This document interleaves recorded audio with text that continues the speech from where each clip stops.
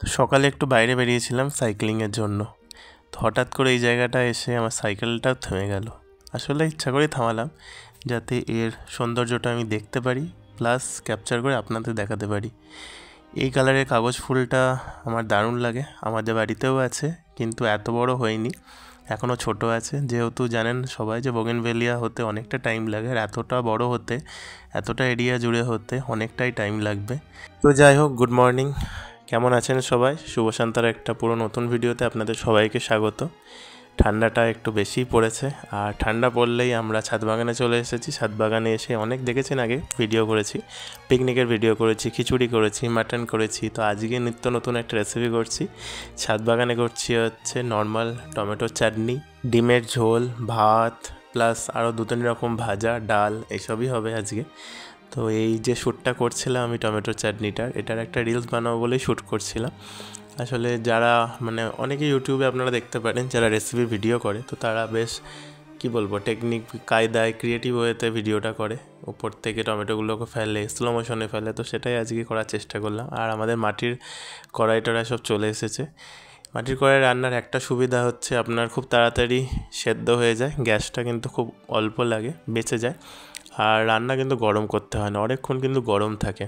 তো মোটামুটি আজকে সব রান্নায় কিন্তু মাটির কড়াই হবে। মাটির কড়াই খেয়ে খেয়ে আর আমরা অ্যালুমিনিয়াম তো ভুলেই গিয়েছি, আর লোহার কড়াইও আছে। লোহার কড়াই খেতাম, লোহার কড়াই খাওয়া খুব ভালো, কিন্তু লোহার কড়াইটাও এখন তুলে রেখেছি। এখন ম্যাক্সিমাম এই মাটির কড়াটাই জুটছে মানে আমরা নিয়ে আসছি জোর করে। আর করতে আমাদের সুবিধা হচ্ছে, মাটির কড়াইয়ে রান্না করছি, প্লাস হচ্ছে মাটির হাঁড়িতে ভাত করছি। আর মাটির উনুনটা আজকে বের করিনি, কারণ বাইরের ওয়েদারটা হাওয়া দিচ্ছিল, আর কাঠের আমাদের খুব কম পড়ে গিয়েছিল, তার জন্য আর বাইরে রিস্ক নিইনি। অনেক কটা রান্না আছে, যেহেতু বাবা টাবা, রিহান, বাবুই সবাই আছি, তো আজকে মোটামুটি অনেক কটা রান্না হবে। তো তার জন্যই ভাবলাম গ্যাসেই করে নিই, কিন্তু ইউজ করবো মাটিরই সব কিছু। এখানে যে টমেটো চাটনিটা দেখছেন, এটা টাইপ অফ চাটনি নয়, এটা আসলে টমেটো পোড়া। আমাদের সবারই প্রচণ্ড খেতে ভালো লাগে। টমেটো পোড়াটা আমি সব কিছুই পুড়িয়ে নিই, শুধু টমেটো নয়, তার সঙ্গে লঙ্কা পুড়িয়ে নিই, রসুন পুড়িয়ে নিই, আর লাস্টে একটু অল্প সর্ষের তেল দিয়ে একেবারে মেখে নিই। এটা টেস্ট কিন্তু দারুণ লাগে, আপনারা অবশ্যই করে দেখবেন। ঝালটা আপনাদের পরিমাণ মতো দেবেন, একটু ঝাল ঝাল আমরা খেতে ভালোবাসি, কিন্তু মা আবার চিনি খেতে ভালোবাসে, তো এক গাদা চিনি দিয়েছে। তো চিনি দিয়ে আমি ভাবলাম তো মিষ্টি হয়ে যাবে, তো মিষ্টি হয়নি। মানে কি বলবো, ঝাল মিষ্টি একটা দারুণ স্বাদ এসছে, সেটা আমি আগে কোনো দিন ট্রাই করিনি। মা মিষ্টি দিল, তারপর থেকে মনে হলো যে একটু চিনিই দিই, তো এখন আমি চিনি দিয়ে একটু খাই, তো ভালো লাগে খেতে। এটা দিয়ে কিন্তু অনেকটা ভাত খাওয়া হয়ে যায়। গরমকালে শুকনো শুকনো ড্রাই ড্রাই যে ভাতটা থাকে, তার সঙ্গে এই চাটনি মেখেই কিন্তু আধা ভাত সাফ করে দেওয়া যায়। আমরা ছাদে রান্না করাতে অনেকেরই সুবিধা হয়েছে, তার মধ্যে স্পেশাল সুবিধা হয়েছে বাবার। বাবা মাঝে মধ্যেই ছাদে আসছে, এসে রোদ পোয়াচ্ছে। আগের বছর যখন আমরা ছাদে আসতাম না, বা ছাদে রান্নাঘরটা ছিল না, শুধু আমরা জল দিতে আসতাম গার্ডেনে, তখন বাবা তেমন আসতো না, কারণ ছাদে আমরা তেমন টাইম কাটাতাম না, ওই জলটা দিয়ে চলে যেতাম। কিন্তু এখন ম্যাক্সিমাম টাইমটা যেহেতু ছাদেই থাকছি, রান্না করছি, গল্প করছি, চা খাচ্ছি, তো বাবাও সেই আমাদের সাথেই আসছে। বাবার আসলে যে ইচ্ছাটা থাকে সেটা বাবা বলতে পারে না, প্রকাশ করতে পারে না, কিন্তু বাবার ইচ্ছা ছিল যে ছাদেই আমাদের রান্নাঘর হোক, ছাদেই রান্না করব, ছাদেই থাকবো। আর কি বলবো, ছাদেই সব কিছুই ম্যাক্সিমাম টাইম ছাদে হবে, শোয়ার সময় নিচে চলে যাবে। তো বাবা মাঝে মধ্যে আসছে, প্রায় আসছে, আবার হেসে তেল মাখছে, রিহানকে তেল মাখাচ্ছে, আমাদের রান্নার মধ্যে খুনসুটি করছে, গল্প করছে, মজা করছে। তো এরকম করে ভালোই কাটছে। ছাদে আসার প্ল্যানটা পুরোপুরি মায়ের ছিল, আমার একদমই ছিল না। মাই আইডিয়া করেছিল, আর পুরো ঘর পরিষ্কার মা করেছিল। ছাদের যা অবস্থা হয়েছিল ছাদের ঘরের, আপনারা দেখেছেন আগের ভিডিওতে কতটা পরিষ্কার করেছে এই ঘরটাকে, প্লাস ছাদ বাগান অনেকটাই। আর এখানে আমার কিন্তু সব কিছু খাবার রেডি হয়ে গেছে, দেখে খুবই টেম্পটিং লাগছে, আর টেস্টও দারুণ হয়েছিল, সিরিয়াসলি বলছি। আপনি যদি মানে অ্যালুমিনিয়াম কড়াই বা লোহার কড়াইয়ের থেকেও আমার টেস্ট বেশি ভালো লাগলো এখানে। আর এখানে করতে খুব সুবিধা লাগলো, এখানে রান্না করেই একটুখানি ছাদে যেতে পারছি, আর একটুখানি বসতে পারছি, ফুলগুলোকে দেখতে পাচ্ছি, একটু ভিডিও করে নিতে পারছি। মানে ছাদ বাগানে রান্না করার যে কতটা মানে বেনিফিট, কতটা ভালো লাগে, যে ছাদ বাগান ভালোবাসে অবশ্যই, আর যে রান্না করতে ভালোবাসে। যে বাগান ভালোবাসবে না, রান্না করতে ভালোবাসবে না, সে ঘরেই থাকবে, সে ঘরেই রান্না করে যা হোক করে খেয়ে নেবে।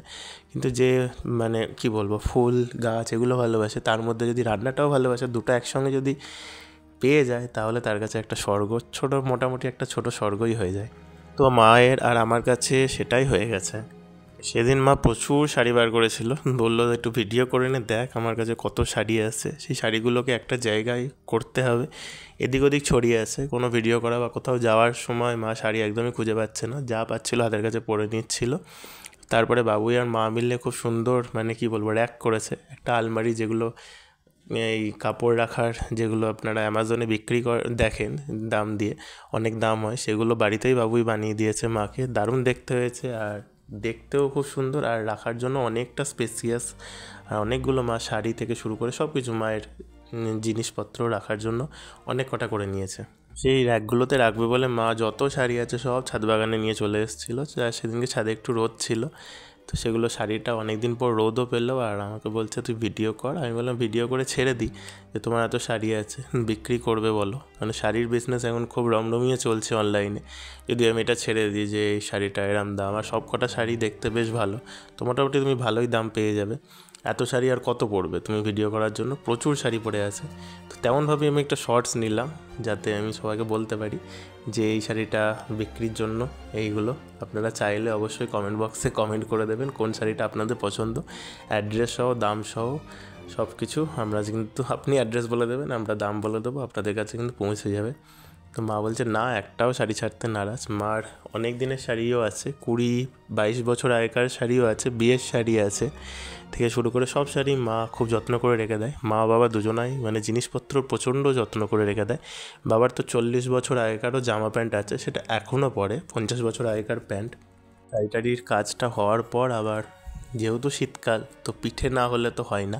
আমি খুব একটা খেতে ভালোবাসি না, কিন্তু মা যে পিঠেটা করে খুব ভালো লাগে। আর বাবুই আর মা কিন্তু পিঠে খেতে খুবই ভালোবাসে, আমরা মোটামুটি ভালোবাসি। আর পিঠে যদি হয় তাহলে বাবুই আর মা লাঞ্চ খাবে না, ডিনারও খাবে না, শুধুমাত্র পিঠে খেয়েই সারাদিন থাকবে। তো এটা মেনলি সেদ্ধ পিঠে হচ্ছে, একটা হচ্ছে নারকেল পুর দিয়ে, আর একটা তরকারি টাইপের একটা স্পাইসি পুর করে মা, তো দুটো পুর দিয়ে পিঠে হচ্ছে। আমরা এবার আর একটা জিনিস ভেবেছি, আমাদের যে প্রতিবেশী আছেন তিনিও প্রচণ্ড ভালো, আমাদের চারপাশে যারা প্রতিবেশী থাকেন, তো অভিষেক দা আছে, অভিষেক দার বাড়িতে গিয়ে দিয়ে আসার জন্য মা একটুখানি ভালোভাবে আরও পিঠেটা বানাচ্ছে, কারণ অভিষেক দারা সবাই পিঠে খেতে খুব ভালোবাসেন। আর যেহেতু আমরা রান্না করি আর রান্নার এত ভিডিও করি, তো আমরা দিতেও আমাদের খুব ভালো লাগে। আসলে আমাদের লোককে খাওয়াতে খুব ভালো লাগে, আমাদের বাগানের সবজি বলুন থেকে শুরু করে আমাদের হাতের রান্না সব কিছুই আমাদের খুব ভালো লাগে দেওয়ার জন্য। খাওয়ার থেকে বেশি দিতে আমার মায়ের দুজনারই খুব ভালো লাগে। এখানে মাকে আমি একটু হেল্প করে দিচ্ছিলাম শেপগুলো বানাতে, কিন্তু মা যেমনভাবে শেপ বানাচ্ছে আমি তেমনভাবে শেপ বানাতে পারি না। আমি করে দিতে পারবো অন্তত, কিন্তু মানে কাকের ঠ্যাং বগের ঠ্যাং হয়ে যাবে, খেতে ভালো হবে হয়তো। আমি তেমন শেপ ওয়াইজ রান্না করতে পারি না, পরোটা বলো রুটি বলো, রুটি গোল এখন শিখেছি, পরোটা ট্রায়াঙ্গেল এগুলো সব শিখে গেছে, কিন্তু আগে জানতাম না। তখন যা হোক করে একটা রুটি পরোটা বানাতাম, কিন্তু টেস্ট কিন্তু দারুণ হতো, কাঁচা থাকতো না, পুরোটাই কিন্তু রুটিই হতো। আমি যে কোনো রান্নাই করি, এক্সপেরিমেন্টাল রান্না আমি করতে খুব ভালোবাসি, সব ধরনের রান্নাই আমি ভালোবাসি করতে, north Indian, south Indian, Chinese থেকে শুরু করে নর্মাল যেগুলো বেঙ্গলি খাবার হয়, বাংলা খাবার সবই মোটামুটি আমি পারি। তো সেগুলো খারাপ হয় না, প্রথমবার করি, ট্রাই করি, সেই প্রথমবারেই টেস্ট কিন্তু খুবই ভালো হয়ে যায়। তো সেদিনকে শিডিউলটা প্রচণ্ড হেক্টিক ছিল, মাটির মানে কি বলবো কড়াইয়ে মাটির হাঁড়িতে রান্না করা সেটাও একটা চাপের ব্যাপার, আস্তে আস্তে রান্না করা, তারপরে মা অত শাড়ি গোছালো, শাড়ি নিয়ে এসে পাট করে রাখা, প্লাস তারপরে আবার রাতের বিকেলের মধ্যেই পিঠে বানানো, তো অনেকটাই চাপ পড়ে গিয়েছিলো। আমি মাকে বললাম আস্তে আস্তে করো, আমি নিচে যাই একটু, একটা দারুণ ফুল ফুটেছে, এটা একটু আমাদের বন্ধুদের দেখিয়ে দিই। তো এটা সবাই দেখে চিনতে পারছেন, এটা পাহাড়ি ধুতরা। আপনারা যারা পাহাড়ে গেছেন, আমাদের এখনও পাহাড়ে যাওয়া হয়নি, পাহাড়ে যাওয়ার ইচ্ছা আছে, কোনো দিন হয়তো যাব। পাহাড়ে নাকি এই ধুতরাটা খুব দেখতে পাওয়া যায়, সেটা আমাদের উল্লাসে, আমরা যেখানে থাকি সেখানে বনে জঙ্গলে প্রচুর দেখা যায়, তো সেখান থেকেই একটা ডাল এনে আমরা পুঁতে দিয়েছিলাম, এখন খুব সুন্দর ফুল ফুটছে। আর এই কাঠচাপা আমাদের আর একটা প্রিয় ফুল, এই জানেন শীতকালেও কিন্তু খুব সুন্দর ফুল দিচ্ছে। আমরা তো সাধারণত জানি যে কাঠচাপা গরমকালে ফুল দেয়, শীতকালে পুরো ন্যাড়া হয়ে যায়। এই কাঠচাপার প্রজাতিটা কিন্তু খুব ভালো শীতকালে ফুল দিচ্ছে, আর একটা প্রজাতিও আছে সেটাও খুব ভালো ফুল দেয়। তো দুটো প্রজাতি আমরা পুঁতে নিয়েছি, আর গরমকালে যেগুলো দেয় সেগুলোও আছে।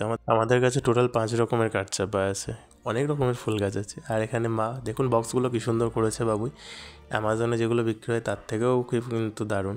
তো আপনারা যদি নিতে চান বা অর্ডার করতে চান কমেন্ট করতে পারেন, বাবুই বানিয়ে দেবে আপনাদের। এটা কিন্তু খুব টেকসই, অনেক জামা কাপড় কিন্তু ধরে। আগেও বাবুই বানিয়েছে, বাবুই এরকম হাতের কাজ খুব ভালো করে। আমি বলি এরকম হাতের কাজ করে একটা ইউটিউব চ্যানেল খোল, তাহলে মানুষ আরও দেখবে, লোকে সাবস্ক্রাইব করবে, নিতেও চাইবে। মানে এখন তো অনলাইন থ্রু অনেক কিছু হচ্ছে। মা এখানে একটা একটা করে শাড়ি পাঠ করছিল আর একটা শাড়ির কাহানি শোনাচ্ছিল। কাহানিটা পরে আপনাদের আরও ভালো করে শোনাবে। আমি বলছি তুমি তাহলে বলো, ভয়েসটা দিয়ে দিই। বললো না, ভয়েস ওভার দে, অত ভালো কাহানি তেমন আমি এখন মনে পড়ছে না, মোটামুটি মানে বেসিকটা বলছি, পরে পরে যদি পুরো মনে আসে তখন আস্তে আস্তে বলবো। এখানে মায়ের বিয়ের শাড়ি থেকে শুরু করে সবই, আমাদের যখন ইউটিউবটা শুরু হয়েছিল, ইউটিউবে ভিডিও করার জন্য প্রথম যে শাড়িটা পরেছিল সবই খুব যত্ন করে রেখে দিয়েছে মা। আমাদের ডেইলি ব্লগ চ্যানেলটাই মনিটাইজেশন হয়ে তো গেছে, হয়ে যাওয়ার পর আরেকটা ধাপ পেরোতে এখনও পারিনি, সেটা হচ্ছে অ্যাডসেন্সটা। গুগল অ্যাডসেন্সের পিনটা এখনও আমাদের আসেনি, ওটা এলে কিন্তু পুরো কমপ্লিট হয়ে যাবে। তো আশা করছি সেটাও তাড়াতাড়ি চলে আসবে। এত শক্ত শক্ত ধাপ পার করেছি, মানে ইউটিউবে মনিটাইজেশন পাওয়া আবার 3 থেকে 6 মাসের মধ্যে খুবই চাপের ব্যাপার, খুবই পরিশ্রম করতে হয়, খুবই মানে কি বলবো, প্রচণ্ড পরিশ্রম করতে হয়। দিনে যদি একটা করে ভিডিও যদি করে উঠতে পারি সেটাও খুব বড় কথা, কিন্তু আমাদের 2টো করে ভিডিও করতে হতো।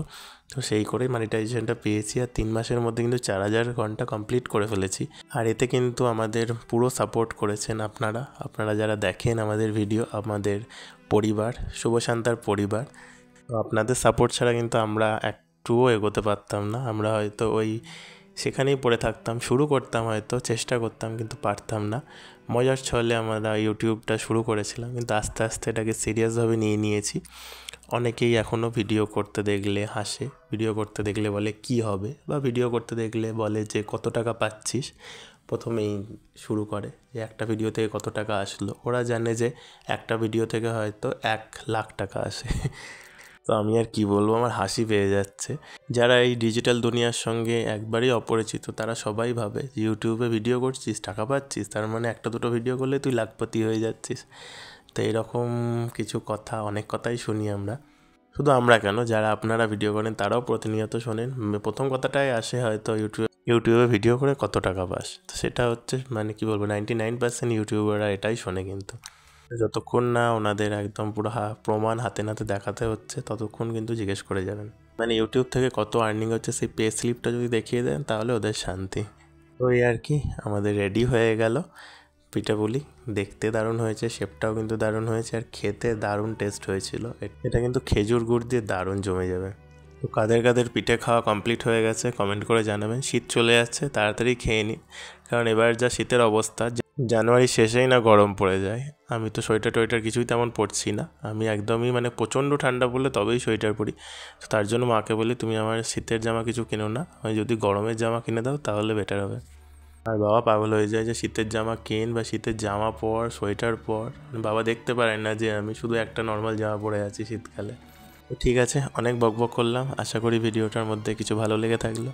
যদি কিছু ভালো লেগে থাকে একটা লাইক করে দেবেন, নতুন হলে একটু পাশে থাকবেন, আর পুরনো যারা আমাদের পরিবারের সদস্যরা দেখছেন তাদেরকে অসংখ্য অসংখ্য ধন্যবাদ। ওই যে দিনের বেলা যে ফুলটা দেখাচ্ছিলাম না, আমি না ফেরার সময় তুলে নিয়ে চলে এসেছি, মানে মেনলি ঠাকুরকে দেওয়ার জন্য। কি বড় হয়েছে ফুলটা দেখুন, আর ফুলটার কিন্তু খুব সুন্দর একটা গন্ধ আছে। মাকে সেটাই বলছিলাম, গন্ধটা খুব, ধুতরাগুলো যে গন্ধ হয় সেটা আমি জানতাম না। মাও খুব খুশি ফুলটা দেখে, আমি তো ডবল খুশি। তো ভালো থাকবেন, সুস্থ থাকবেন, দেখা হচ্ছে পরে আবার একটা ভিডিওতে। টাটা।